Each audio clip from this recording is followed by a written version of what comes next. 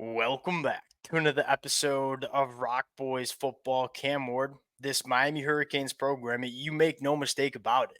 It's one of the more dangerous college football teams that we see in the country. Now, that doesn't mean that Miami doesn't have some things to clean up in the back half of the schedule. And we're going to talk about some of those things in the second half of this episode. But I first want to start with, what does the runway look like for this Miami Hurricanes team? Not only to get to the ACC championship game, but I think more importantly, to get to the college football playoffs. Look, when you have a quarterback like Cam Ward, when you have an offense like this Miami Hurricanes team does, your goals are not just the conference championship. Your goals are to make some noise in the college football playoffs, and they have the roster and team to do it. We've been saying it going back to early August, looking at this Miami Hurricanes team want to start with the runway. I think they got past probably their biggest test of the season on the road at Louisville. Really excited to get into this one. Before we do, and as always, to the Miami Hurricane fans, number one and most importantly, the amount of support y'all have shown the boys, it's been amazing. I say it all the time, but I truly mean it. It's a blast talking this team, and the amount of support y'all continue to show means the absolute world. If you guys do enjoy the content, consider subscribing to the channel. Much more importantly, as we get into the back half of the episode and talk about some things I think Miami needs to clean up specifically on the defensive side of the football, would love to hear some of your takes in the comment section as well. And without further ado, let's get into this one. Let's start with, the remaining schedule, where again, you look at the last couple of games now. Cal, that was kind of an anomaly. I don't think Cal's that good of a football team. Miami just played some really bad football in the first half. But you look at Virginia Tech, they seem to be turning it on. And it seems like they turned it on against Miami because the last couple of weeks they've been very, very good. And then you look at Louisville and say, this is a top five team in the ACC too. And you went on the road and took care of business in a football game from a matchup standpoint wasn't really ideal for Miami because you look at Coach Brom and how he can test opposing secondaries. Then you look at the weakness that Miami has right now. That was a tricky matchup.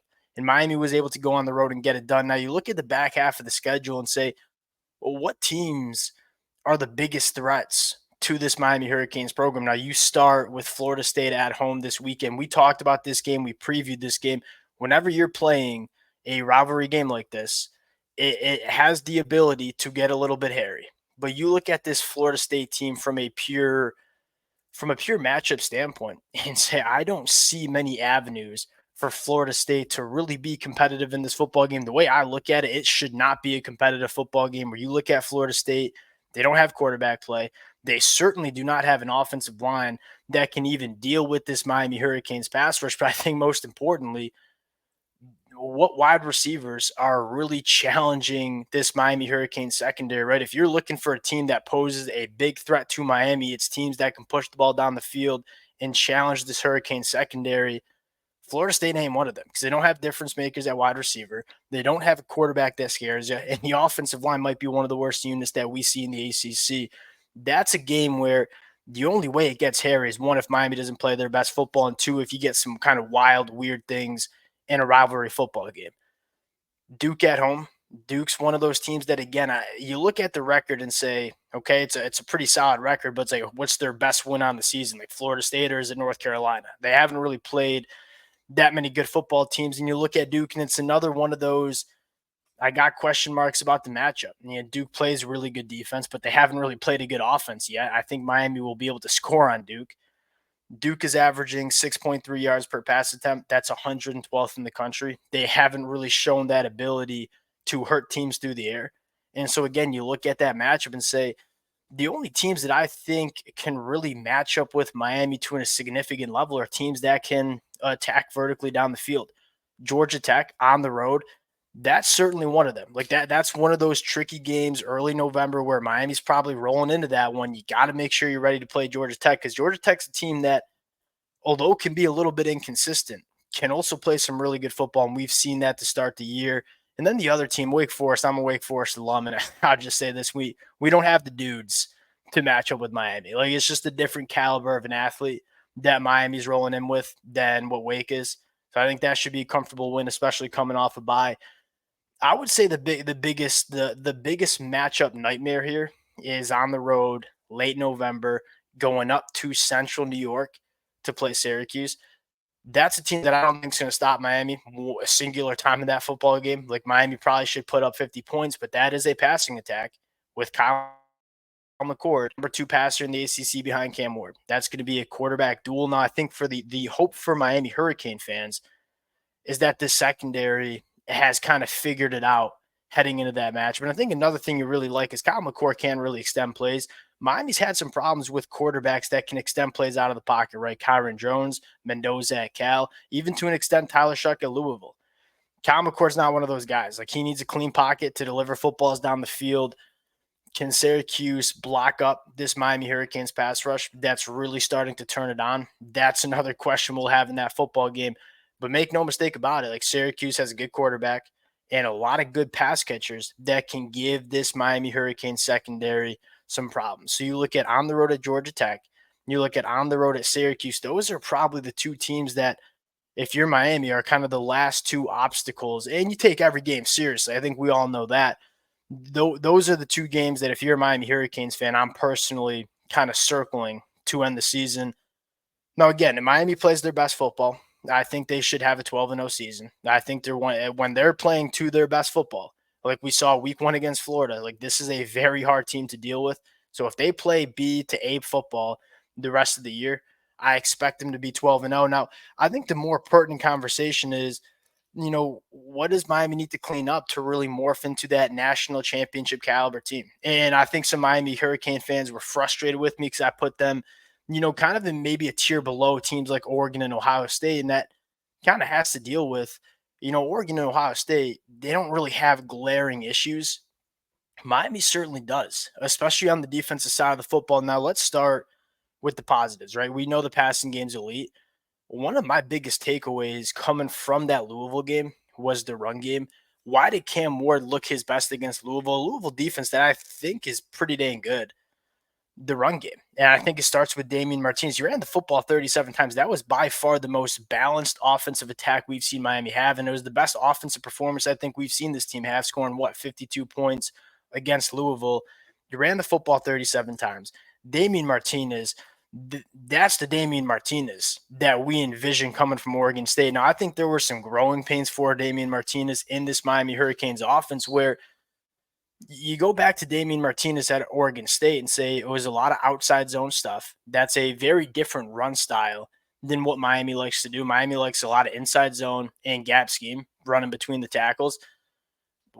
Damian Martinez didn't all of a sudden become not a good running back. I think we all knew that. It was, I think, a little bit of an adjustment period between, hey, I got to run the football a little bit differently. The blocks develop a little bit differently from my time at Oregon State to my time at Miami. And if there's one really big positive coming out of that football game, it was Damian Martinez. He looks like the running back that Miami wanted to get in the transfer portal. And again, Mark Fletcher looked good, Ajay Allen looked good, but I think the overall success of this rushing attack, again, run it 37 times for over 200 yards, that's big because when you can give Cam Ward that run game and you can make, I'm not saying like Cam Ward needs pressure off of him because he's done just fine with the pressure on him. But if you can kind of relieve him of some of that pressure, like we didn't see Cam Ward really put the ball in harm's way once against Louisville. And I think that's massive. Like you get that version of Cam Ward, you're winning a lot of football games. I think that version of Cam Ward had a lot to do with, hey, we're staying on schedule. We're running the football. We're 2nd and 4. We're 3rd and 1. We're keeping that playbook open, slowing down the pass rush. That balance for Miami, that's going to be big. And I think the second big takeaway was the pass rush was never not good for Miami. That was the best we've seen it, I think, maybe since the Florida game. And quite frankly, it might have been the best period that we've seen all year. Ruben Bain, 9 quarterback hurries. Tyler Barron had 6. Simeon Barrow had 4. Keem Mesidor had 3.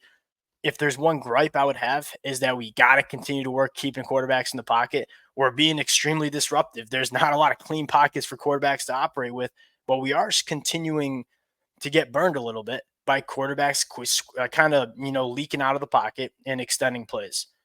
That's kind of my one nitpicky thing with the Miami Hurricanes pass rush, but to see Ruben Bain play the way he did, that's huge for Miami because we all know what this kid can do when he's kind of fully back healthy and playing kind of up to his potential. And Simeon Barrow is really good too. Now, what does Miami need to clean up? I think it's really two things. Now, one, And I'm kind of interested to hear what the Miami Hurricane fans think. I was watching this game back again this morning.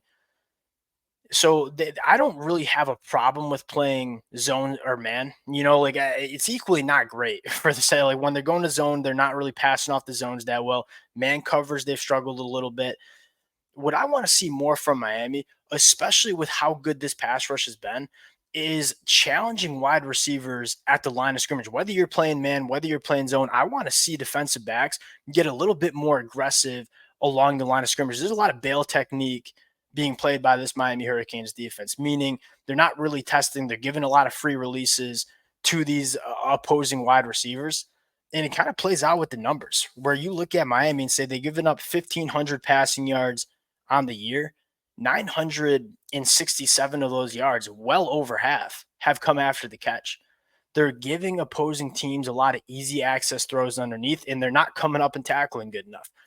Why do I want to see Miami be a little bit more aggressive along the lines of scrimmage, challenging these wide receivers, trying to put hands on them early? Is if you can disrupt routes early, even if they can, it's a little bit more of an aggressive brand, and you potentially you kind of expose yourself to maybe some deeper third balls.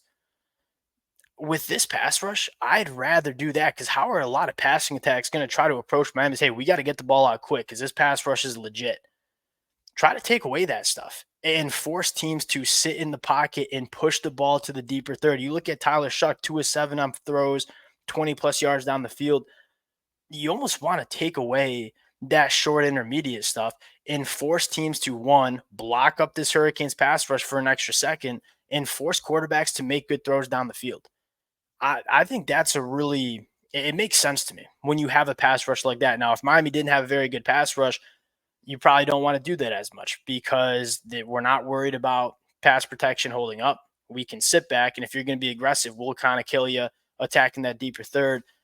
But I look at how Miami's been tackling in the secondary, not great. And I look at how good this pass rush is and say, let's take away some of those quick hitters, some of those short intermediate route concepts, and force teams to block our pass rush and make good throws down the field. That seems to be an avenue where Miami can have a lot of success. I think finally, the linebacker and safety spot continues to not be great. And this is not a huge concern for me because we've seen Francisco Mauigoa plays, and you saw him play a little bit better against Louisville, but you still saw some bad run fits. I think more importantly, with how aggressive this Miami Hurricanes defensive line wants to be, like they want to get vertical. They're not going to do a lot of two gapping. They're going to do a lot of shooting, which I think they should because of how good this front four is. But when you do that, you got to make sure your linebackers are fitting the run. You got to make sure your safeties are coming down and taking good angles. That's been a problem specifically with guys like Jaden Harris, where look, when we shoot as much as we are and we're getting our defensive linemen vertically upfield and not really two gapping, there will be times where we're creating a lot of negative plays, which is what we want. But we got to accept that at some points, like there's going to be some running lanes. And when those running lanes are present, you can't let runs go for 50 yards. You got to hold them to 10. That's kind of what I'm looking for Miami. And I think that comes on the linebackers and safeties fitting the run and coming downhill and making tackles more consistently. I don't know if Miami has the personnel to be a top 20 defense in the country right now, especially in the second. I think they do in the pass rush, but I do think this defense can be pretty dang good when you have a defensive line that can dominate a football game the way Miami can. I would like to see the defense, kind of cater how they play. Lance Guidry cater how they play. When you have a pass rush like this, like take advantage of it and cater your defense around an elite pass rush. That's what I would like to see from Miami moving forward. And one of the positives, if you're a Miami fan, is you got some time to figure this out, right? You play Florida State, a team that I don't think can hurt you down the field. You play Duke, another team that I don't think can hurt you down the field, both at home. You probably want it to be really figured out Saturday, November 9th, going on the road to play Georgia Tech. And even if it's not completely figured out, I think you can still kind of get through that game. For Miami, it's all about building towards that end of the season. Like, how can we maximize this team getting to the ACC championship and then the college football playoffs? That's what the conversation should be for Miami. We'll cut it out there. And again, appreciate you guys rocking with it. Would love to hear some of your feedback in the comment section based on the conversation we had around the defense. Appreciate you guys, and we'll talk to y'all later. Peace.